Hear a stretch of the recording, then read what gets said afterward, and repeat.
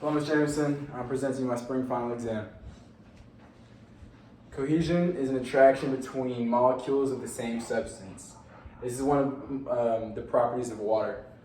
In this case, water is attracted to water. In Unit 2, we learned about oceanic storms. Cyclones spin counterclockwise in the northern hemisphere and clockwise in the southern hemisphere due to the Coriolis force. Coriolis force is driven by the Earth's rotation.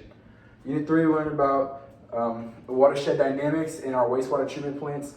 Clean our wastewater so that we can reuse it. There's 4 stages in the treatment process. It's believed that in Unit 4, we learned that it's believed that all impacts, or all of the Earth's water arrived in impacts. One study showed that a Mars-sized impact was the source of most of our water. In Unit 5, we learned about evolution, and some of these birds evolved to have these really intricate mating rituals. Some birds will show their feathers like peacocks, some will dance, and some will clean their home area. And red-capped mannequins do a very detailed moonwalk type dance and make a sound with their wings by fluttering them. Unit 6, we learned about ocean circulation. Deep ocean currents are driven by differences in water density due to temperature and salinity, so that's thermo and haline. So that process is called thermohaline circulation. In Unit 7, we learned about marine biology. Phytoplankton is microscopic photosynthetic plankton, mostly unicellular, which is the base of aquatic food webs. That's why it's known as the grasses of the sea. Unit 8, we learned about coral life ecology, coral reef ecology. Decorated crabs will use sponges as protection as well as camouflage.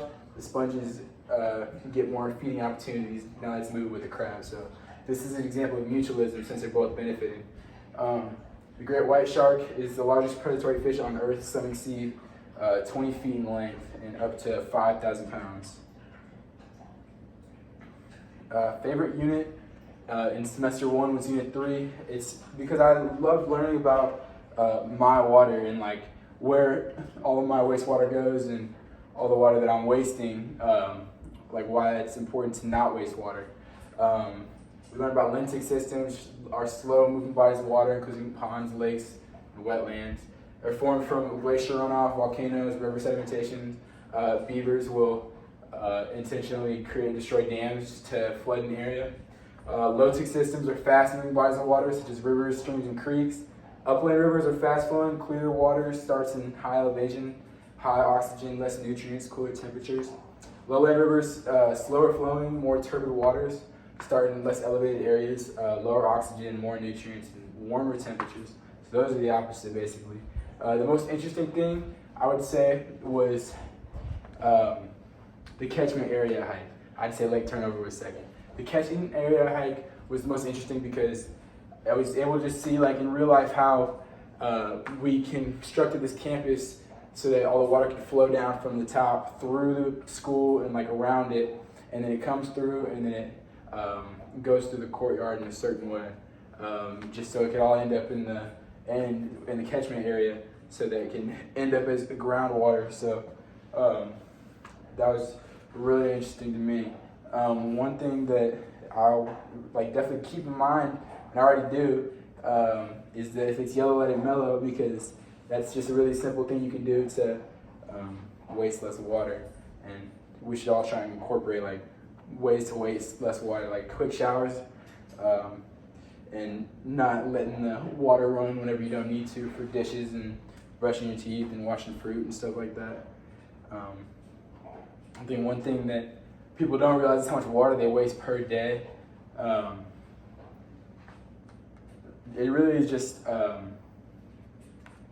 a lot of water that people don't really need to be using, especially just for literally things just like taking a 20-minute shower, or just when you're doing the dishes, just having it run 24/7, stuff like that. Slide 3, the favorite unit, semester 2, is Unit 7. Definitely just because I love animals and I love learning about them. One thing I won't forget about this unit was climate change and how it's really already starting to really affect certain animals, like the walrus, who had to jump off the cliff just because they're in a new area and they're not adapted to it, because climate change backed up all the ice they used to live on. So now they can't really inhabit this area now. They don't know what to do, and they ended up jumping off the cliff and falling to their deaths. So I think that's just something people could really kind of use. It's like to realize that this is already starting to be a serious problem. It's going to get worse, and we're already starting to kill certain animals. The most interesting, these are two of my favorite animals, but right now, this is my favorite, the pistol shrimp. It uses its bigger claw, it has 2 claws, uses the bigger one to snap quickly at 25, create a bubble that travels at 25 meters per second, or 56 miles an hour. And that's enough to kill a small fish. The snaps so fast that the water around it like boils due to friction. And pistol shrimp have mutualistic relationships as well with goby fish. And the goby fish will look out for them while the shrimp is building the home. And so the goby fish will look out for predators. And then once the shrimp builds the home, they both live in it. And that's why it's mutualistic. Slide 4. My favorite organism is sea otters. They're pretty social creatures. They like form large groups during mating seasons, and then their parents will raise their pups for about 9 months. The pups can't swim when they're first born, so that's why you see the moms carrying them on their stomachs. Not here, but they will like hang out with their families for a long period. And, then their feeding habits, they eat about 25% of their body weight, and so male sea otters weigh about 100 pounds, so they eat about 25 pounds a day, just because of their extremely high metabolisms. They're pretty adaptable. They can live in hot or cold climates, and in high, low, or low and coastal waters. They prefer no humans. Sea urchins are omnivores with 5 self-sharpening teeth, each with its own jaw. They're covered in these venomous spines for protection, so if you stepped on one, you could have a variety of different symptoms just due to, depending on the species. They feed on kelp. They will go to kelp forests, and they'll start at the base of the kelp, and they'll eat it, and then the kelp will release up and release all the CO2, and they'll turn the kelp forest into urchin barrens. And so whenever sea otters were mass hunted, they were able to turn a lot of kelp forests into urchin barrens. But now that they're being reintroduced, they cause a trophic cascade in which the otters change the behavior of sea urchins by hunting them. So the sea urchins retreat, and they have to hide away and eat other things that they can go eat, with allowing the kelp forest to regrow and get some CO2 stored away. So that's how sea otters can help with climate change. The most pressing human impact issue is definitely coral bleaching.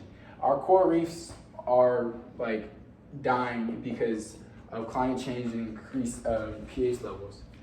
Coral bleaching would kill a lot of animals and probably make a lot of species go extinct, because a lot of species live in coral and they have that for their home. So if all those species went away, then that would most likely lead to a lot of extinctions. Humans also use coral in a lot of ways. So we use it for drugs to treat cancer, and arthritis, and then also viruses. And then coral reefs protect coastlines as well from storms and coastal erosion. So a lot of ways that coral reefs help us. But then the main causes of coral bleaching is ocean acidification. It's when the pH levels increase from a lot of other things being in the ocean. Slows the rate they develop calcium carbonate, so it slows the growth of their skeletons. And then the climate change, ocean temperature increases, and it can cause thermal stress that contributes to coral bleaching as well. And one thing that everyone can do is get an electric car. I'm most likely going to get an electric car as soon as I can, because I believe that it really would be the best way to save our environment. And so I think the more people that have electric cars, the more people that are going to keep getting electric cars. So I think I'm definitely going to be one of the people to contribute, and that's one thing that people can do. And there's a lot of other ways, but that's a good way to start. Really, I view the bodies of water around me now as something that I'm also responsible for. I used to view it as just like, if it's dirty, it's dirty, it's like whatever. But now it's just kind of like, well, that really could affect me, and it probably will. And it's definitely affecting some animals that don't know what to do about it. So we really need to just like worry about littering and a lot of like other ways that we're messing up these aquatic like populations. And then climate change, I didn't know how bad it was, but now I really do after this year understand like the rate that climate change is changing our environment, how we're like close to these just unfixable changes, but we can still help. I'm definitely gonna conserve water for my life, honestly. I mean, you definitely taught me all that, and I don't think I'm ever gonna stop doing that because I know it's a good thing. I'm going to Texas Tech in the fall.